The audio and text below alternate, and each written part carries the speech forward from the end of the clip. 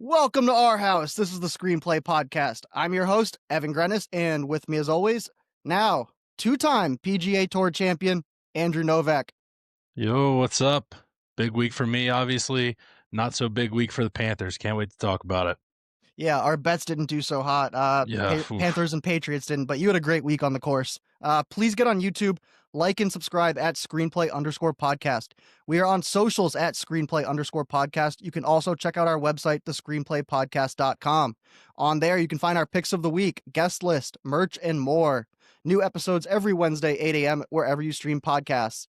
Big episode this week, lots to get into, a lot of NFL injuries to get into, Novak's win to get into, but first, we have a very special guest with us today, selected in the fourth round in the 2011 draft out of the University of Georgia, spent his entire 8-year career playing for the Cincinnati Bengals, Clint Boling. How you doing? I appreciate it. I wish it was fourth overall. I got a little confused with your buddy there. I think AJ Green went fourth overall that year. He did. I would have taken him fourth over me too. So Clint, first question, I got to ask this right off the books. Can you spell Cincinnati for me? Cincinnati. Yeah, you got it. I was looking this up this week and I was like, damn, like it is hard to spell. And I saw a video they put out last year with the MLS Cincinnati team, and most guys on the team couldn't even spell it. So I just wanted to see right off the back if you could get it. I appreciate that. I'm glad I got it too. So let's start off with your career at University of Georgia. Had a great career there. I was looking this up. This is a wild stat. I didn't know. The quarterback that you had when you were at University of Georgia, Aaron Murray, leads the SEC still to this day in career touchdown passes. How much do you take credit for that record? Well, I had him, my senior year was his freshman year. Off my head, I don't know how many he threw that freshman year, but freshman year, he went 24 touchdowns, which is still tied for the single season freshman record there at Georgia. Really? All right. I'm surprised by that. But no, I mean, he was a great player, man. I played with a ton of good players there. I mean, Stafford, had 2 years with him. I had a year with Joe Cox, who's went to Ole Miss, back to LSU, back to Ole Miss.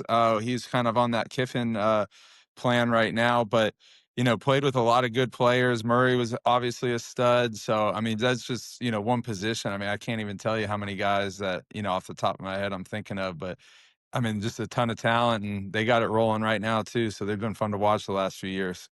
So speaking of Georgia, we got the college football playoffs coming up.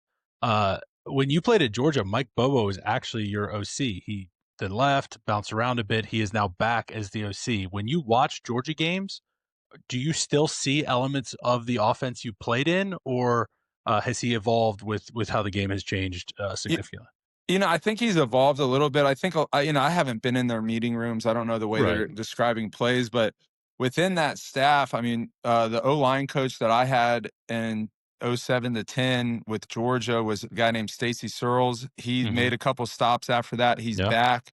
He was with Miami and UNC, I believe, for a bit. He's bounced around a good bit. Yeah, Texas, Miami, UNC, Virginia Tech. So he's had a couple spots before he made his way back to Georgia. There was a GA when I was in school that's now back as the tight ends coach. His name's Todd Hartley. So there's a lot of coaches that are still, involved in the program. But I mean, Coach Bobo specifically, I mean, he's doing a heck of a job. I mean, you see how well that offense is playing. I think they're different. They do a better job in the screen game, I think, now than they did when we were playing. It helps when you have Zach Branch. Yeah. Get those guys the ball in space, 3rd and 10. Hey, I'm going to give it to a playmaker quick, see if he makes a play. They had a heck of a play call in the SEC championship. They kind of fake Cass Jones out on a wide receiver screen and ran it back underneath to Branch. And I mean, it was just a great play call in that setting. So I think he's doing a really good job there. So playing in the SEC, obviously, ton of tough places to play. I want you to grade out what's the toughest place you've ever played atmosphere-wise. Is it somewhere in the SEC or is it an NFL stadium, NFL game? It's just they're two different atmospheres, to be honest. The college atmosphere, it's rowdy. You have the students there. I mean, you're getting flicked off no matter where you're playing on the way in kind of situation. you know, I'm going to put it in two different categories. In college, Knoxville was always tough. We went up there twice and we got smoked both times when I was in school. That stadium is huge. It's loud. We had a 3:30 game at LSU when I was in school, so kind of evolved into the night game, obviously. But that was a ton of fun. But we got up early on them, and never really endured a ton of crowd noise. NFL though, I'm thinking of places. Pittsburgh was tough to play. Kansas City was tough to play. We had a game. I'm trying to make sure I get this right. It was a Sunday or Monday night football game at New England. Their Brady's first game back from Deflategate. If you remember, they had those quotes like, I think they lost to the Chiefs the week before. There, we're on to Cincinnati. We're on to Yep, Cincinnati. yep, yep. Well, they were on to Cincinnati because we played and they went down first drive, scored, whole stadium's chanting Brady. I would argue that was probably one of the toughest atmosphere we played because that stadium was rocking after they got rolling. It's funny. You're the second player to come on our podcast this season, and earlier we spoke with Adrian Colbert, and he Yeah, said the same thing. New England was his toughest place to play, and I was like, "Why?" And he was like, "Because Tom Brady." So it sounds yeah. like you had a pretty similar answer there as well. Yeah, it was, the writing was on the wall of that game. I mean, we didn't have a chance from before the game. It was just that they were rolling. They actually were not rolling at the point in time, but they were against us, and they scored immediately. I think we went 3 and out. They scored again, and it was a snowball effect from there. So going back to the draft process, are you familiar with RAS or Relative Athletic Score (RAS)? Have Um, you seen some of that new stuff that they do? yeah, I have a little bit. I wouldn't say I'm familiar with it. I loosely know what it is. I'll Have let you you explain. have you ever seen your own? I have So not. basically, it breaks down into different categories: explosiveness, agility, but it's just all your testing: vertical Okay. jump, shuttle. All right. How did I Uh, do? Actually, quite well. You got an 8.14 out of 10, which is Okay. pretty good. They grade you nice and explosive. You're a really good jumper, I guess. Yeah. I Good played a three little cone hoops drill. back in the day.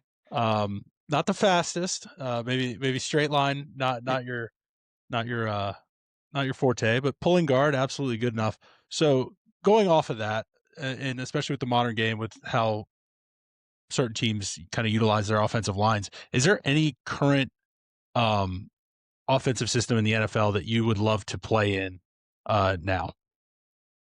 I think for me specifically, like, there's so many different schemes. You have the power run game right up the middle kind of stuff. I mean, that's wasn't specifically my game. I was kind of more wide zone, Mm-hmm. pin and pull, getting out on the edge.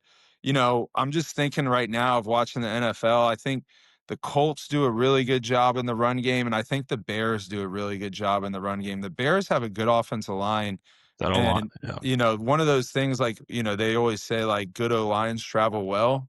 So like, you can file things like that away. Cause that's a team that, maybe in a playoff game that offensive line can win them a game. But I think Ben Johnson and the Bears are doing a really good job in their run game right now, just from when I'm watching them play. Yeah, that O-line play is great. We've been talking about it a couple weeks ago, how Joe Tooney is just one of the most important pieces on that offense who doesn't get talked about too much. But yeah, that Ben Johnson run game looks really good right now. So at Georgia, you played there with AJ Green. And then we just talked about this. You guys both get selected in the same draft to the same team. Uh, 11 straight seasons with AJ Green. Are you guys tight? Do you guys still talk? How does that go? He's here in town in Georgia. We I wouldn't say we keep in touch, but shoot, we played 11 years of football together. So if I saw him walking down the street, we would absolutely get together. He's one of those guys that he's recently gotten into golf since retirement. So I know he's starting to play a little bit. And I couldn't name a nicer guy to play with, man. He was just awesome. Cincinnati loves some Georgia guys. I mean, there was a point in time where we had 9 or 10 Georgia guys on the team. Yeah. Yeah, I was going to ask about that because not only you had AJ Green, but you also had Geno Atkins, and you probably would have been going against him in practice, I'm assuming, I don't know what was for worse. I'm fortunate that I never got to play against him in a game that was televised, but I also had to practice against him exactly. for, I guess, what is that? Because I he think, left about 10 years that we played yeah. against each other or practiced against each other. I don't know what's worse. I would rather get humiliated privately, I guess, in practice, but he's hands down probably one of the best players I played against. And then how key is that though, having like that kind of elite competition, like day in, day out, going against that in practice? I mean, that saying doesn't come out of nowhere. Iron sharpens iron. You have to Mhm. put the work in at practice and, apply yourself. And, by going against guys like that, you're only going to make yourself better because, you can ask him questions like, hey, what'd you see there? What did I do? Like, wow, you were short on your set. So I attacked this hand and, those kind of things. So you're able to talk with those guys and really, kind of diagnose the techniques because they're obviously smart players too and they see similar things, and so being able to practice against those guys, I mean, it was great.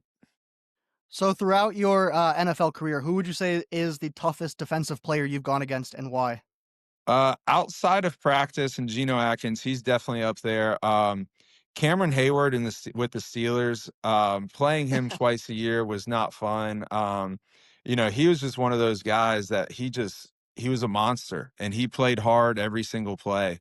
Um, I still have this one story of getting walked back into the quarterback and I was in good hands inside, good position. We were watching the clip the next day with the coach, and he's like, "Hey, what'd you do wrong here? I'm watching this." I was like, "Coach, I think he's just bigger and stronger than me."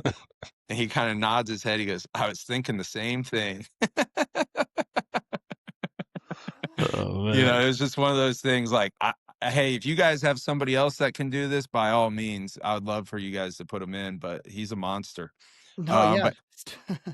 But Hayward was a great player. Then you go down, some guys like Haloti Nada. I played against him with the Ravens. I'm thinking of Gerald McCoy. We've had a couple times playing against him at the Bucks. He was a heck of a player. JJ Watt. So I mean, it's hard to pinpoint one guy, but if I had to pick one, I would put Cameron up there probably. So I guess going off that again, has anyone ever talked trash to you out there? Who's the best trash talker to you? What's one line like you really remember from the games out there? Um, To be honest, I like to keep to myself. I wasn't much of a talker. I didn't like to get somebody more pissed off than they needed to be. I was pretty Feel even that. keels. I'm like, what's the point of, I'm not a trash talker. If I piss this guy off, maybe he plays harder, maybe he's worse. I don't know. But I mean, I played with some good ones. You got Pac-Man and Vontez. I feel like those guys did all the talking that our team needed sometimes. Yeah, I did have a question regarding those two. I'll loop back to that later on. Yeah, we'll get Um, there.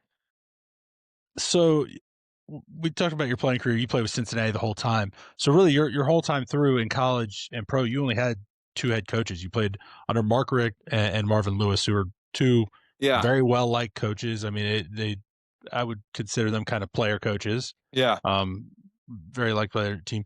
Do you ever wish that you played for a coach that was maybe more edgy, just to see like You know, like a different kind of thing, like almost a Belichick style? Like, Yeah, it was a gift and a curse playing for one team, in both settings. I would have loved to experience another organization, just to see how they operate, how they practice, what's their schedules like. New England was always kind of a mystery. That's like, what mhm, are they doing? Like, what's their system? How do they operate?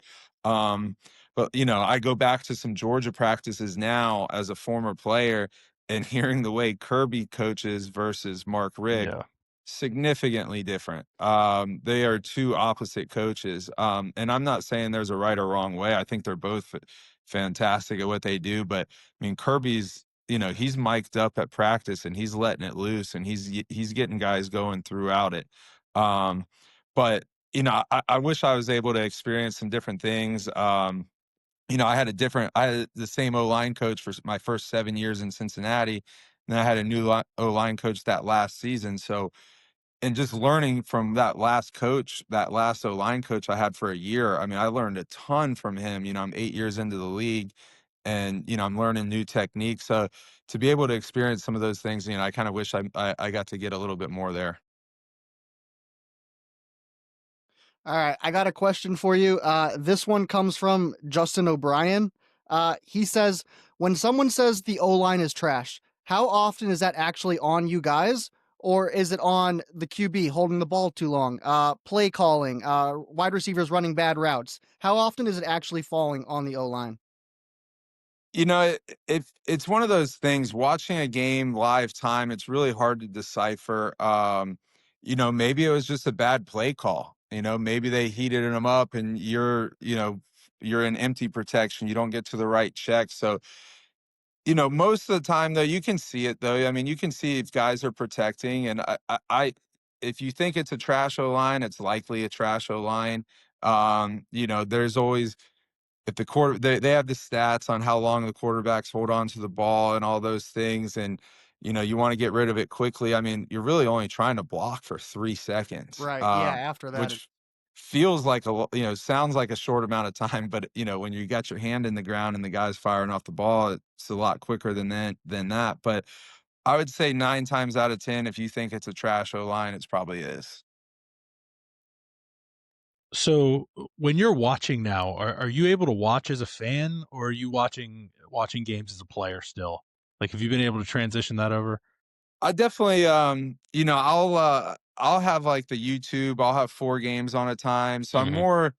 I'm probably more watching as a fan, versus a player. I'll look at clips online after the game, and that's kind of how I'll try to diagnose some O line play. I'll definitely rewind things. If I go to a game, I try to get some end zone seats.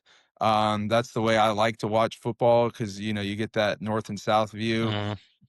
It's just easier for me to watch the game that way. I don't care if it's on the other side of the stadium. I just like to see the play develop, see how it's operating in that sense. So I would say I'm more watching it as a fan, but I try to go back and watch it more as a former player, after the fact. It's really hard to diagnose in live time, unless you're just sitting there, continuing to rewind. Because, sometimes you got to watch a play 4 or 5 times, just be like, all right, what happened here? Where's the safety? What's the line? What were they trying to do? What did I do wrong? So it's hard to diagnose in real time. Clint, in March of 2015, you signed a nice contract, big contract, 5 years, $26 million. I want to know, did you make any cool purchases with that contract? Um, Not right off the bat. We did some travel stuff with my wife. I didn't have any kids at the time, so it was more like, "Hey, let's get some experiences in." That was right around the same time my wife and I got married, and free agency happened like a week later. So we did a trip to Italy, kind of like a honeymoon celebration situation. We kind of had a good time there. We were over there for about 2 weeks. Um, so yeah, it was definitely enjoyable, but at the same time, one of the things I'd always try to do, after each season, I was like, "Hey, why did you do this?" Like, obviously, get something to show, like whether it was a watch or a new set of golf clubs or a trip after the season. You kind of wanted to reward yourself for a hard work year, really. Yeah, I love that. So this kind of goes off a question. We were talking about it earlier. Is there any current head coach in the NFL you would want to play for?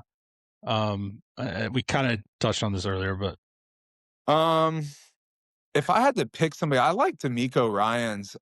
He seems like a high energy, like a player's coach, but I'm gonna make you work at the same time. Like, hey, I played for a long time. I know how you guys work. But at the same time, I like the energy that he has. It seems like the guys enjoy playing for him. He's one of the guys that came to my mind. Mike Vrabel, I think, is a good coach. I mean, you see what he did and turned around New England and kind of that same regard as D'Amico, like, hey, he played for a long time, had a really successful career. He knows, like, all right, I need to hammer these guys. We need to work hard in practice this week, or hey, I need to ease up. Like these guys are worn down. Let's take it easy. Let's take the shoulder pads off on Wednesday.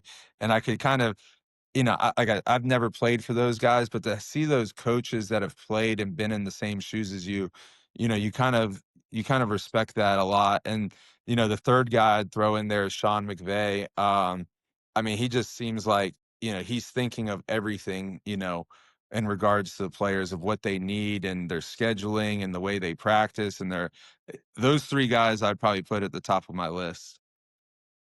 Yeah, those are 3 good ones there. I mean, D'Amico Ryan's the young defensive coach, but, like, the players, like, seem like they love him, super into it. I'm a Pats Yeah, fan, so I'm loving Mike Vrabel right now, yeah, what he's doing, and I don't know anyone who hates Sean McVay, so 3 yeah. pretty good answers there. A Andrew, you got any more questions, for Clint? I got one I'm gonna finish up with. All right. Well, I'll go with my one finisher. So we talked about the two characters earlier. Yeah. You got Vontez Burfict and Pac-Man Jones. Who would you rather date your sister between those two? Uh, um, well, fortunately, I don't have a sister in this setting. Hypothetically. Um, you know, I don't know if I could pick one of them. They're both characters. A good friend of mine is now on Pac-Man's podcast. He's a co-host with them, and I kind of listened to their podcast the other day. Pac-Man's a riot, man. With all the things at the end of the day, Pac-Man loved football. He worked hard when he needed to work hard and was supposed to work hard. He would wear his emotions on his sleeve, whether that's positive. Sometimes it was negative, and I'm sure he would be the first person to tell you that. But at the same time, he is who he is, and I respected Pac-Man as a player. So, you know, I'm not going to answer it, but I'll give you a little, both of those guys. I'm not going to pick one in that setting. I physically, I mentally can't comprehend that. I like both of those guys though. Alright, so Clint, you're from Delray Beach, great golf That's area. actually wrong. No, where are you Oh from? yeah, I'm from Atlanta, Georgia, Alpharetta. Johns Grew up Creek. Johns Creek. Yep. Damn, I So I don't know where I'm seeing some Delray Beach then. I gotta uh get there's I know that's on Wikipedia, I think, and I know it's wrong. I don't know how to fix it. I don't know how to do that. But I am from Atlanta, Georgia. Once you said Delray Beach, because No, I've had that asked before. alright, we So gotta get on whatever there you and read get that online is not always true. we gotta get on there and get that fixed then. there's some good golf in Johns Creek though too. Oh yeah. Yeah, I play at the Atlanta Athletic Club. Okay. So I get Okay. out there a decent amount, and there's a ton of good golf around here. Yeah, so that was where I was getting at. How's the golf game? What's the handicap? Yeah, tell me about the golf game a little bit. So when I I know that retired probably from once football. you retired, you probably got into it a little more, I would think, right? Yeah, so I played a little bit during football. I'd play in the off season, but I would never pick up a club. I was probably a 10 or 11 index when I was playing football. After I retired, though, I started grinding a lot. And I got my right now my index is a 3, I think, and change. Woo! Uh, I think the lowest I ever got down to was like 2-1 or something. Um, so I mean, like I retired and COVID happened. One of the only things you could really go do is go play golf. And Yeah. so, first of all, I don't know how you guys practice the way you do because I go hit balls for an hour, putt for 5 or 10 minutes, and I'm done. I'm like, I'm done. I'm gonna go do something else now. So, but I probably logged 130 rounds that year. So I play a good bit. I try to play once a week. I've dialed it back now with 3 kids. I try to play once a week, but the index kind of hovers around a 3 right now. Yeah, that's really good. That's astonishingly good. I did not expect that. Okay. So, like, you're a big guy, like, how far are your drives going? Are you getting it out there over 300? Yeah, it depends on the setting, but I can get it out there. I can't always find it, but I can I've heard definitely get it out there. I've heard some stories from Rusty. They go far. They definitely go farther than Rusty's drives. I Yeah, know well. that. That's not hard to do though. um, but yeah, I can get it out there a little bit. With the group of guys I play with, sometimes I feel like I'm the worst one there. There's a lot of good golfers at the Oh, club, yeah. a lot of plus indexes, and honestly, that was one of the biggest thing was playing with guys that are good that can teach you how to some guys that played in college that played at the next level. Becoming friends with them and just hearing like, hey, what'd you see? What'd I do wrong there? Like, you did this, like, oh, chipping's easy. Just wait forward, hands forward, move on. And so, like, getting advice from those guys was definitely helpful. That's awesome. Yeah, I know for a fact that Atlanta Athletic Club has a bunch of great amateur golf there. A Yeah. lot of good players, tough courses. So that's great to hear. 3 handicap gets drives out there over 300. I love to hear that. Yeah. Well, Clint, we really appreciate you coming on the Screenplay podcast. Um, Andrew, you got anything else that you'd like to ask Yeah, Clint for? seriously, thanks for coming on. Appreciate you doing this. Yeah. Absolutely, guys. Thanks for having me on. And hopefully you can tee it up sometime in Atlanta if you come by. Yeah, definitely. if Andrew gets out to, is anything coming up in Atlanta this year? East Lake? That's a busy week. Yeah, tour championship. Ain't Yeah. that busy. You'll be busy that week, hopefully. A little bit. Yeah. Awesome. All right. Well, we So, appreciate it. Thank you. all right. Enjoyed it, guys. Thank you. All right. That was Clint Boling, Cincinnati guard, played at University of Georgia, selected in the 4th round of the 2011 draft. Pretty cool. All right. Let's get to Andrew. You had a pretty cool week. Grant Thornton Invitational, Naples, Florida. You and your partner took home a win. Can you tell me about that a little bit? Yeah, another team event, another win. Seems to be a trend this year. Had a great partner. Lauren played awesome all 3 days. Probably the most reliable golfer I've ever played with. I literally hit from the fairway every day for three days straight. It was amazing. And you coined the phrase modern day major. What does that mean? What did you do this year? Modern day Grand Slam Sorry, or whatever. modern day Grand Slam, Yeah. not modern day major. It's the team Grand Slam, I guess. Basically, I won the Pebble Beach Pro-Am with my AM, and then won Zurich with Ben, and then Grant Thornton with Lauren, and the 3 big team events of the year where you play with a partner for the whole time, I won. So I don't know what you call that. You can call it Novak Slam. I have no idea. Obviously, it's not quite the Grand Slam, but it's a step in the right direction. So That might be a record on the PGA Tour. We look back in like 50 years and we're like, damn, yeah, still no one else has done that but Novak. it will be a very obscure trivia question that no one will know the answer to. All right. We were going to talk about Monday Night Football, Steelers versus Dolphins, but I mean, that game sucked. I don't want to talk about Tua and his noodle arm and Yeah, that was bad. So we're going to get to another game right away. We're going to go to Rams. They defeat the Lions 41-34. Rams get to 11-3. Lions drop to 8-6. 2 high-powered NFC offensives here. Stafford, Goff, revenge games. 2 teams that struggle a little bit in the secondary. When Jahmyr Gibbs scores a touchdown, the Detroit Lions are 8-0. When he fails to score, they are 0-6. Gibbs did not score this game. What did you see out of this matchup? Yeah, both teams obviously have good offenses, but this game was won in the trenches. The Rams were able to run the ball, and the Lions were not. Simple as that. Both teams were able to throw the ball pretty successfully, but the Rams were able to stay multiple. And I mean, I think that they're just kind of solidifying that they are the best team in the NFL right now, and somebody's going to have to knock them off of that. Detroit now going to 8-6 in the NFC. That's a very scary spot to be. They're going to need some help. And the way it's looking, I mean, obviously there's some tough games coming up for a lot of teams that are kind of on that bubble, but that Week 18 game, Detroit at Chicago, might end up being a massive, massive football game. Yeah, so right now, Lions schedule, they have Steelers this week and then at the Vikings and at the Bears to finish. Currently, they hold a 41% chance of making the playoffs. In this game, the Lions led for a while. They looked pretty good. I had Lions +5. I was feeling good about it for a while, but it felt like the longer that the game went on, like the less that they could contain Devontae, Puka, and the Rams offense. I mean, it seemed like the defense on the Lions just got maybe tired in the 3rd and 4th quarter, couldn't keep up. Yeah, we'll have to monitor the Devontae injury. Obviously, hamstring is nothing to wave at, but yeah, I mean, this Los Angeles team is probably the most complete team that I've seen in the NFL so far. They can get it done on the defensive end. They can run the football, pass the football. Just the amount of ways that they can hit you, it makes them so dynamic, so hard to stop. I think we also have to note that Blake Corum has really come on. He's really popped. He's starting to take over a little bit more of a role than he had.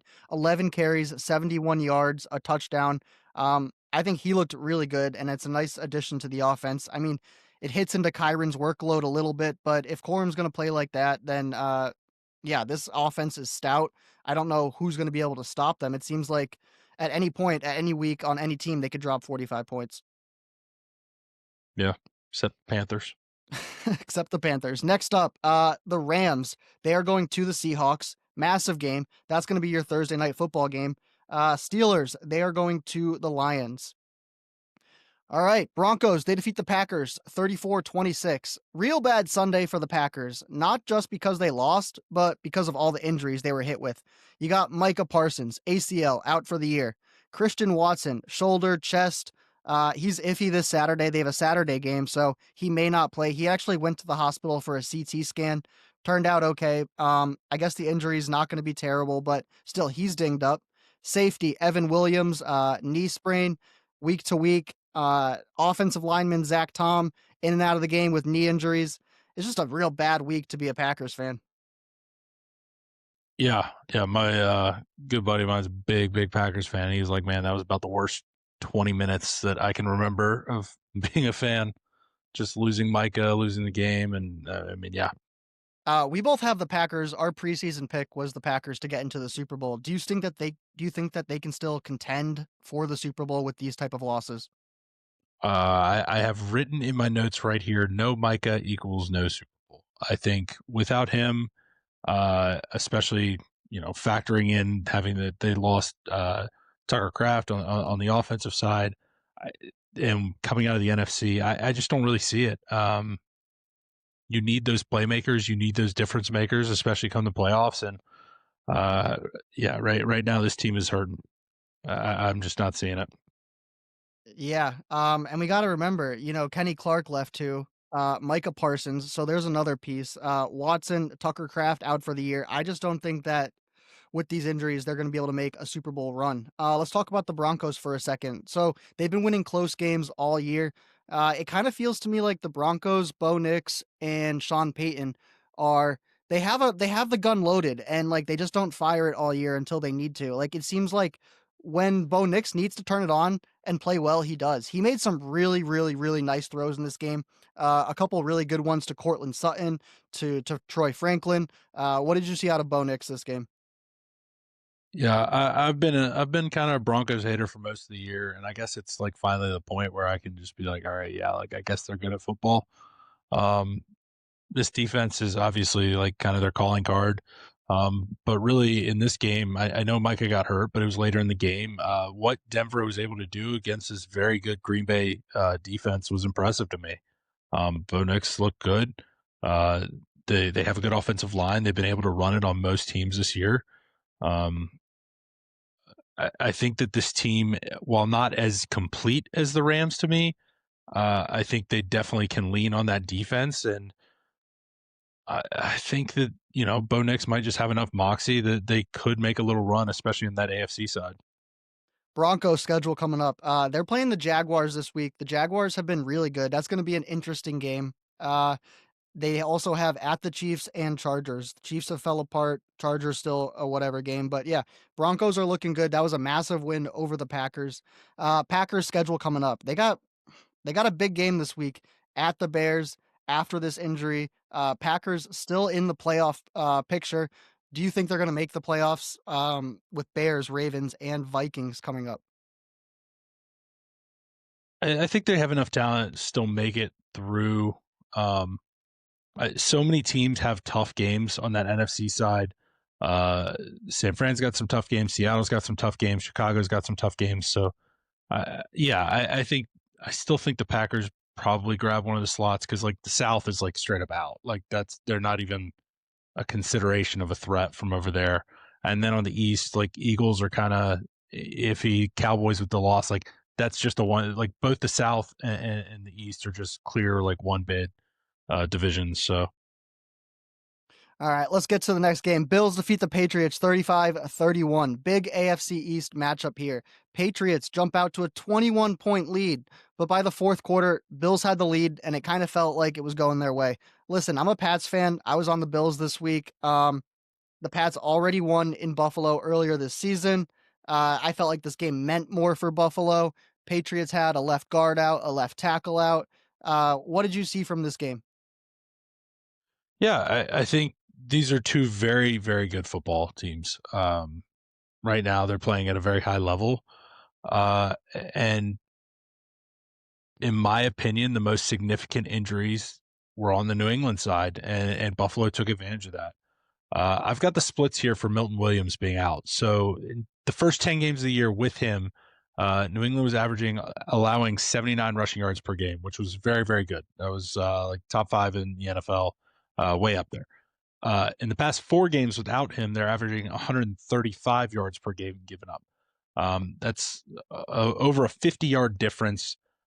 In those 4 games without him, they are 30th in the NFL in rush EPA per play defending, and then 31st in defending the run success rate. So they just have not been able to stop teams running the ball now that you've lost probably your best defensive tackle.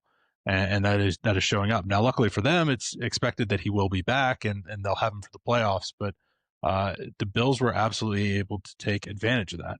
Now, on the flip side, somehow the Bills' run defense is even worse. So these teams have very clear holes these two AFC East teams have holes, but on this AFC side, I think they can get away with it more so than some of those teams on the NFC side. Yeah, the Bills' defensive run game has been struggling all year. Travion Henderson, this game, 14 carries, 148 yards, 2 touchdowns. Did you know Travion Henderson now is the Patriots' all-time leader in 50-plus yard rush touchdowns as a rookie? He's got 4 of them this year of 50-plus yard rush touchdowns. Crazy. He's a rookie, already leads the franchise in career of that. Patriots have had some good running backs too. That is actually very surprising. Yeah. Yeah.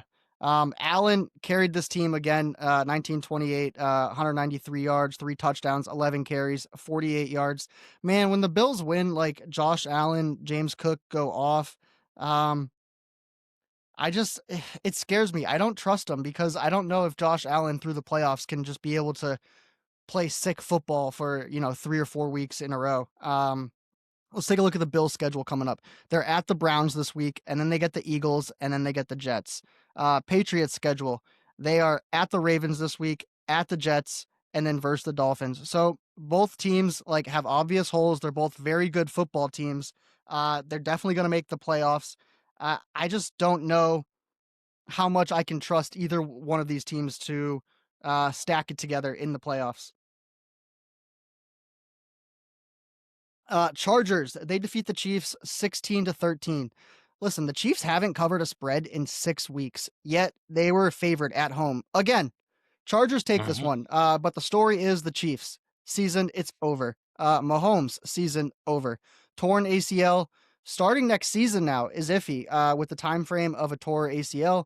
What do the Chiefs need to do this offseason? Yeah, I mean, they're going to have their best draft pick they've had in quite a while. It's their first, down year. And they got to take advantage of that. I think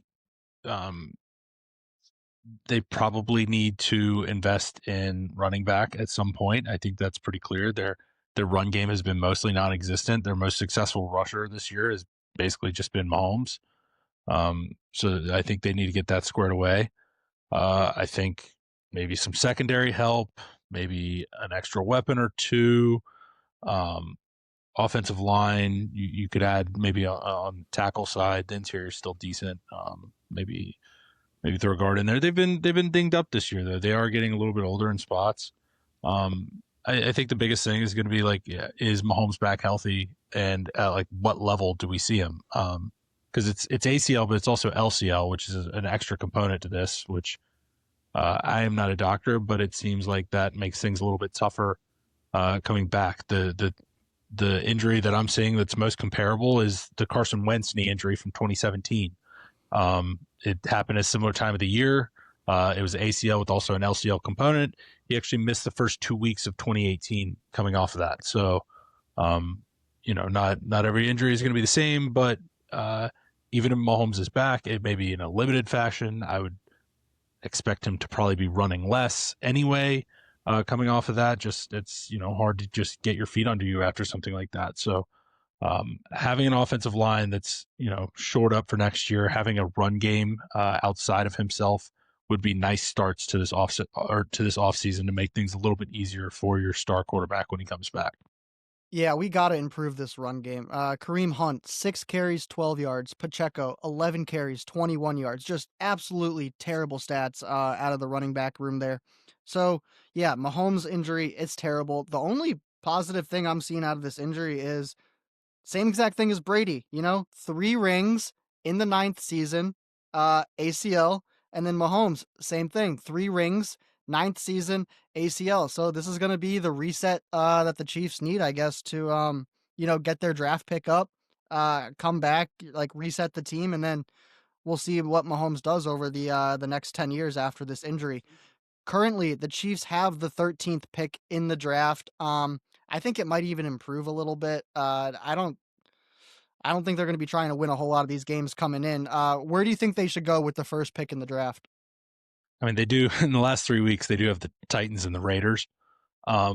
Still, I honestly a lot of mock drafts I've seen them taking Jeremiah Love, the running back out of Notre Dame. That would be very intriguing, especially for the fantasy community. But yeah, I wouldn't be surprised. I think this is actually a solid offensive line class at the top. So I wouldn't be surprised to see them go that way early on as well. I know they just went offensive line this past year, but I think adding some secondary pieces. This is a good defense, but pass rusher, like you can never have enough of. I think this is an opportunity for them to kind of reload. Like you're going to have Mahomes for more years. I mean, quarterbacks can play for a while, so stock back up. You can't just make the Super Bowl every year. Like as long as they handle this offseason well, it can set them up for a really nice next run.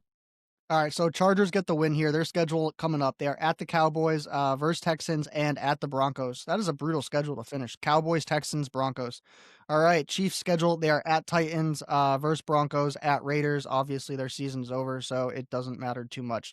Let's get to some other talking points. One of the massive stories this week, Phillip Rivers, grandpa, 44 years old, gets the start.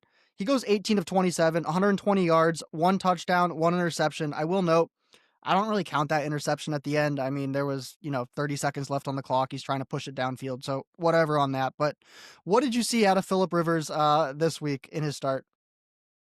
Yeah, I thought he was quite bad. Like, but what did you expect? Like, he can't really throw it downfield, can't move. He's immobile. He was playing against a good defense. Like, he didn't necessarily lose them the game because he wasn't like turning it over a ton, but he severely handicaps what this offense was doing. This game stayed way closer than it should have. Seattle had like 100 more yards of offense. Seattle just kicked 6 field goals. They didn't score a single touchdown. Seattle was 2 of 13 on third down. All the money plays, they were just not getting it done. That's going to be how the Colts have to win games, though, going forward. Like, their quarterback play is not going to be good. Like, they're going to have to lean on the run game, which they have, and they're going to have to hope that their defense stands up, which they were able to do in this game. So as long as that defense stays stepping up like that, and maybe they've got some chances, but this schedule coming up, and we've been talking about it for a while, is brutal. They play the 49ers, the Jags, and the Texans coming up. That very easily could be 3 losses. I mean, the Colts, for everything they did at the beginning of the year, could be looking at a sub 500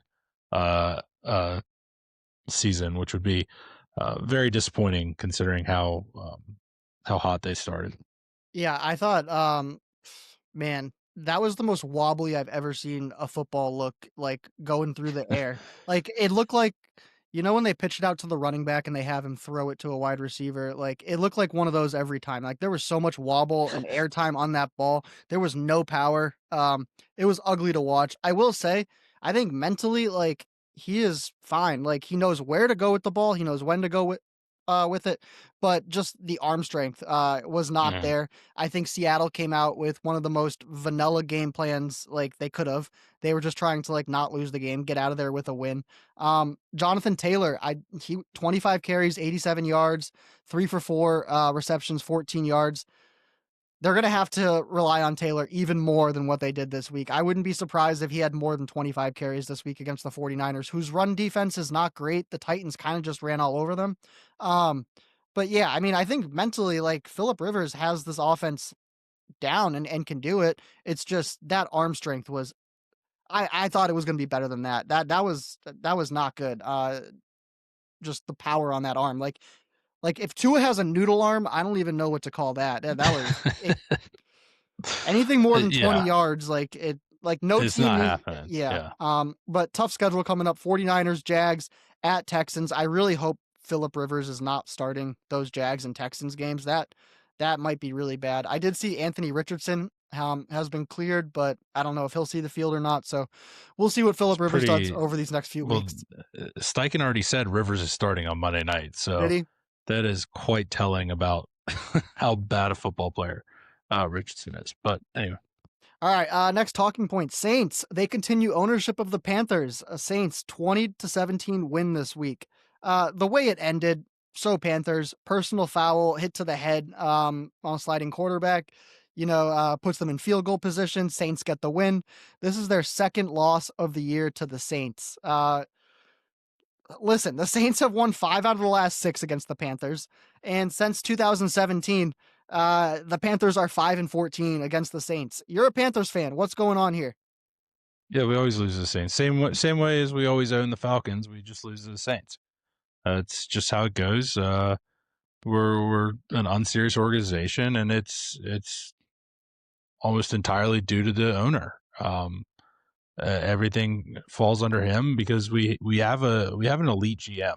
Dan Morgan is very good at his job. If you look at the signings we made, the draft picks we made some great moves in the last couple of years, but it just doesn't matter because of the culture that Tepper has set from the top. We don't, you know, Canales is a good coach, but the team lacks leadership. There's not really any leadership on the team. Like who would be the leader of the Carolina Panthers? Right? Like, there's not like any. I would like almost say like T-Mac, and he's a rookie. no Like, I mean you have like Bryce Young as your quarterback, and he is a leader on the team, but he's too nice. And Chuba Hubbard is a captain. He's a leader on the team, but he's Canadian. He's too nice. Rico Like Dowdle's got some dog in him, but I don't think you yeah, want your leader to be a but running back. like like the veteran leader we have, like Taylor Moton, is an unbelievable player, but he's more of like a quiet guy. He's not like a vocal leader to the team. We don't really have that. We have too many nice guys on the team. Like, it's cool and all, and I like a lot of the guys on the team, but like there needs to be a bit of an edge. Like Kuechly was a nice guy, but you watched him on the field, there was nothing nice about him. Like, he was out there killing people. Cam Newton had a bit of an edge to him. Like, Josh Norman, like, drove people crazy, but that was okay because he was on your team. Like, there just isn't that on the team right now. And I think a lot of that is just Tepper maybe forcing guys that he likes. It's just not working. I mean, there needs to be better leadership, more accountability with the team. 11 penalties, 103 yards. That's how you lose football games. I would love to see a mid-round quarterback get drafted this year. I would love, like, Cade Klubnik in the 3rd round would go huge, huge. We need something like that. We need somebody to push Bryce a little bit. Andy Dalton is not going to do that. I just don't see us winning a Super Bowl with Bryce Young. I think the rest of the team, like, there's enough pieces. Like, there's clear holes, and offensive line injuries have definitely hurt this year. The defense still has some severe issues, but like there is enough to work with this team. Like, it's not that far away. Like, there is a world where this Panthers team could be a very solid team next year and win playoff games and do good things. But it's unfortunately, it's probably going to have to come with Bryce Young getting out of there and finding a way to replace it with somebody that can consistently function and push the ball downfield. Well, you heard it here first from a Panthers fan.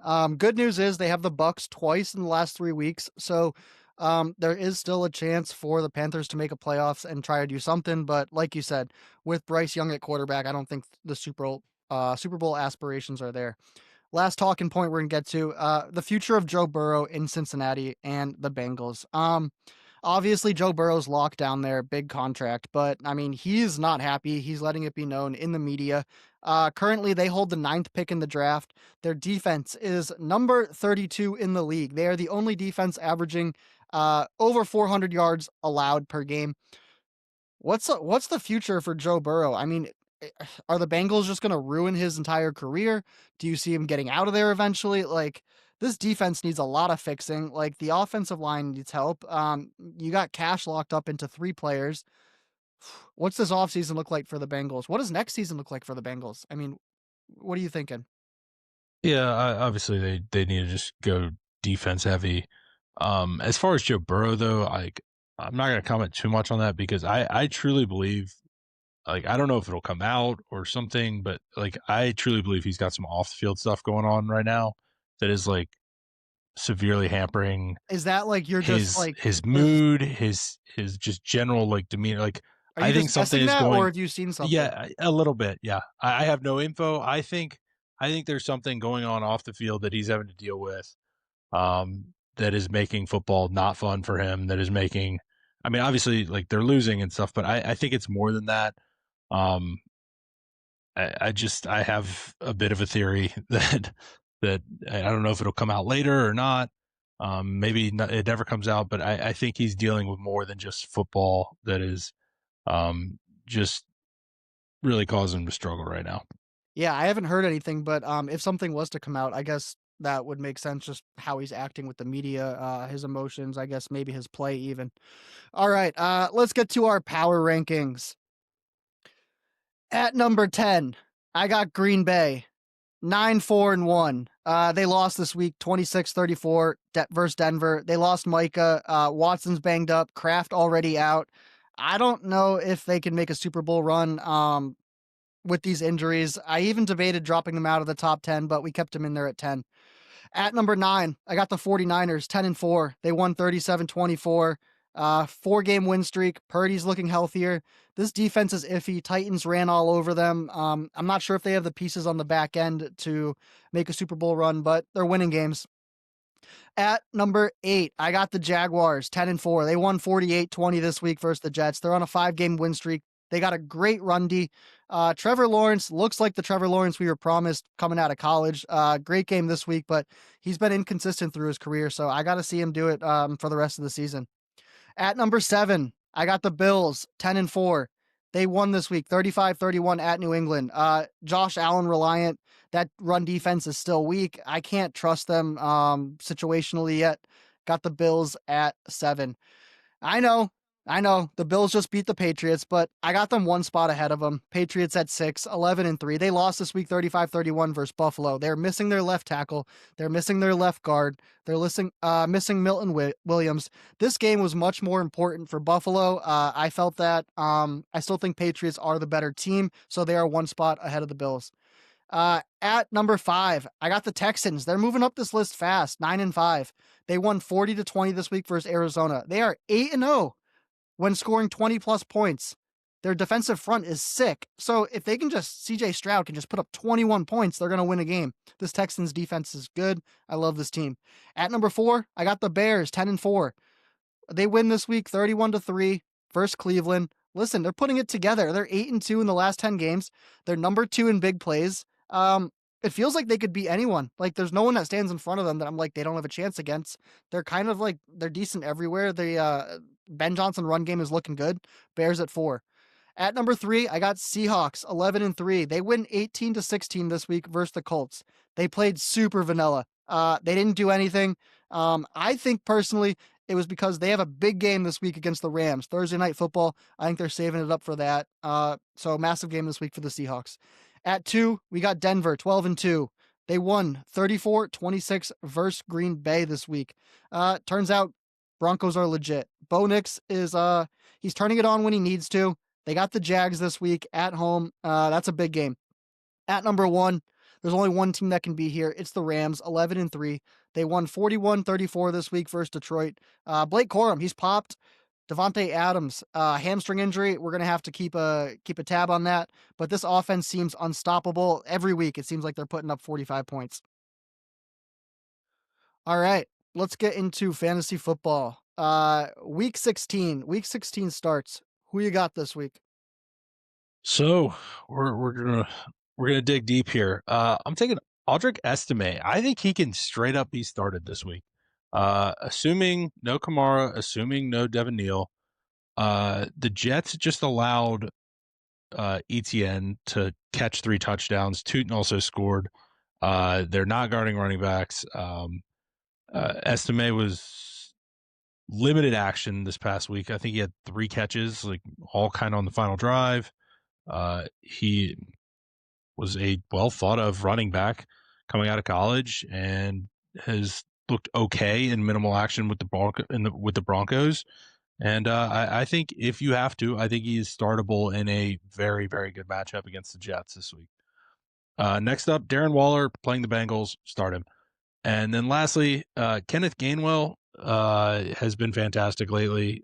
Playing the Lions, I expect this game to shoot out. Aaron Rodgers has been throwing him the ball like crazy. I expect that to continue in this game, so definitely start him. Yeah, I think Gainwell is straight up just the better back than Warren, getting more work. I think he's the better running back and the better catching back, so I like that. Dobbs and Reed this week. If Christian Watson's out, Romeo Dobbs and Jaden Reed, I think versus the Bears are starts. They can have good weeks. Mike Evans, he was back this past week, looked good. He's playing the Panthers this week. Have Mike Evans in your lineup. Quinshon Judkins, that Bills defense that he is playing is terrible against the run. I wouldn't be surprised to see Judkins go over 100 yards, get a touchdown. Yeah, you threw that Waller one. I like that in there. Darren Waller versus Cincinnati. He's had 20 catches this year. 6 of them are touchdowns. So, like, when he catches a ball, like, it's a touchdown, and Cincinnati doesn't defend tight end. So, I love that one there. Week 16 sits. Who you got? So you talked about him earlier. This might be a bit surprising. I don't think this is a great Blake Corum week. Seattle is one of the better run defenses they've faced in a bit. This is a big game for the Rams. I think they lean a little bit more Kyron in this game. I think Corum will have his time. Later on, I think he has flashed. I don't think he's going away, but I think specifically in this matchup, it's a bit tough for him. Next, I'm going to go Kamani Vidal. Still sort of splitting with Marin Hampton, but I think the writing's on the wall. He was just less efficient. Another week healthier for Hampton, and this is a tough matchup against the Cowboys. Their run defense has actually been pretty solid lately, so I don't like Vidal this week. And then lastly, another big name, Ashton Genty. I just don't know how he can. This offense has been so bad. They're playing the Texans. Like, you have to have some other better option. Like, if you're still alive in the playoffs, like, there has to be something better you can do. I know he's maybe gotten you, no, not this far, but at least somewhere a bit. But this is just not the week to start him. Yeah, I got a big asterisk here on Genty. If he doesn't get to 10 fantasy points, like, I wouldn't be surprised against this Houston defense. You mentioned Vidal. Like, I put Hampton in there too. This Cowboys run defense is actually pretty good, and I thought Hampton would be getting more work, but like, he's not slow, really. yeah. It's been pretty split. Like, a lot of times it ends up like Hampton with 14 carries, Vidal with 12. I thought it would be more of a bigger gap, but it hasn't been. So until I see that, I think both of them are sits this week versus the Cowboys. Okay, waiver wire. There are a couple good names on the waiver wire this week. I'll start. Tyler Shugg, he is like on every waiver wire. 17 points, 21 points, 18 points, and this week he gets the Jets. So in your fantasy playoffs, even if you have a massive matchup, like Tyler Shugg, very startable. Yeah. You said this last week, Jalen Coker, he's playing Tampa Bay this week. He's had a couple of good weeks here. 17.4 points, 14 points, 2 touchdowns in his last 2 games. So Jalen Coker and Bryce Young are connecting well. Last one I want to throw in here, Colby Parkinson at Seattle. With Devontae out, I think Colby Parkinson is going to get even more work. They're throwing to him a lot, and it's not short passes. Like, Stafford's looking on him for like 20, 30, 40 yards downfield. His last 2 weeks, 12.2, 24.5. Like, don't get confused. This Rams team, like, you see Puka, you see Devontae Adams, like, this is still a running tight ends team. Like, he throws to the tight ends a lot. So, well, especially if Devontae is hurt too, I would not be surprised to see them running more 2, even 3 tight end sets. So, absolutely. Yeah, Colby Parkinson's my big, like, take a look at guy this week, especially on, what is it? I think it's Thursday Night Football. Yeah. Mm-hmm. Yeah, one other name, Bam Knight did just get thrown in IR, so Michael Carter is very startable this week. They're playing the Falcons. They should be able to score some points on the Falcons, so he's probably going to get most of the work in Arizona. All right, let's get over into gambling. Man, it was a tough week for us. Patriots lost, Panthers lost. Terrible, yeah. Bad gambling week. The only positives out of this week were you had a great week down there in Florida, got the W. So last week I went 1-2. Andrew went 1-2. My only hit was the Bills. Your only hit was the Jags. We both messed up big time on the Seahawks. Yeah. So They just kicked too many field goals, man. They dominated the game, but just too many field goals. We are both now 25-20 on the year. I'm 25-20. You're 25-20. So let's finish these two last regular season weeks strong. I went through the lines this week. I love so many of the lines. Like nailing it down to 3 bets was actually kind of hard, but let's take you through the lines. On Thursday, we get Rams at Seahawks. Seahawks plus 1.5. Saturday, 2 Saturday football games. I love that. Saturday at 5 p.m., we get Eagles at Commanders. Commanders plus 6. Late night, 8:20, we get Packers at Bears. Bears plus 1. Sunday, 1 p.m. window, Bucks at Panthers. Panthers plus 3. Bills at Browns. Browns plus 10. Chargers at Cowboys. Cowboys minus 1.5. Bengals at Dolphins. Dolphins plus 2.5. Jets at Saints. Saints minus 4. Vikings at Giants. Giants plus 2.5. Chiefs at Titans. Titans plus 3.5. 4 p.m. window. Falcons at Cardinals. Cardinals plus 2.5. Jaguars at Broncos. Broncos minus 3. Steelers at Lions. Lions minus 7. Raiders at Texans. Texans minus 14. Late night, we get Patriots at Ravens. Ravens minus 2.5. Monday is 49ers at Colts. Colts plus 6. I believe that Patriots-Ravens game was flexed to the Sunday night spot. I don't know what was there before, but I think that was the case. All right. What are your 3 bets of the week? Man, I'm glad you like the lines. I spent a long time. I was looking at this for a while. Late movement hurts me here, but I'm still going to take the Rams. Minus 1.5 at Seattle. I think they win this football game. They're playing really well. Obviously, this could look stupid if Devontae Adams is out and playing on the road, but I still trust in the Rams there. Next, a team that I do not trust, the Carolina Panthers. I will take Tampa Bay minus 3 there. The Buccaneers looked decently good for most of the game against the Falcons. Let it slip late. I think they'll readjust, refocus, and be able to take care of the Panthers. Panthers are definitely going to be feeling a bit down after blowing a really good opportunity against the Saints. And then lastly, Monday night, San Fran minus 6 at Indy. Phillip Rivers is terrible. I don't understand why this one is what it is. Maybe they're expecting the Colts to be able to run it on the 49ers a bit, but I'm expecting 8-man boxes pretty much the whole game. I think they'll be able to shut that down. So I'll take San Fran. You love the 49ers this year. I mean, I got to go back and see how many times. Yeah, they keep hitting. They keep hitting. Why would I not? The line, I don't know. They keep hitting. The lines aren't enough. That's what it is. All right. I love these bets that I got down here. I'm taking Bears plus 1. I don't know why they're getting points at home. Packers are depleted. Bears are a great team right now. I think Bears win this. I'm taking Lions minus 7. I don't think the Steelers offense can keep up with the Lions offense. I don't see it happening. I think the Lions win this one by more than 7. Lastly, I went against them last week. I'm going back with them this week. Patriots plus 2.5 at the Ravens. I don't buy the Ravens.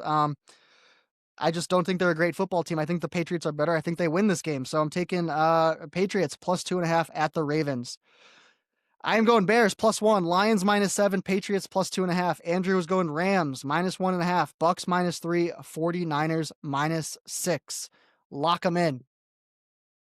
Normally we get to our survivor pool, but that finished. So no survivor pool talk this week, but we'll get back at that next year.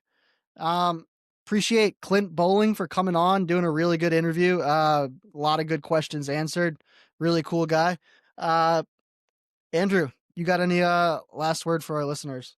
No, like you're saying, thanks to Clint for coming on, and we'll talk to you all next week. All right, appreciate it. We will see you all next week.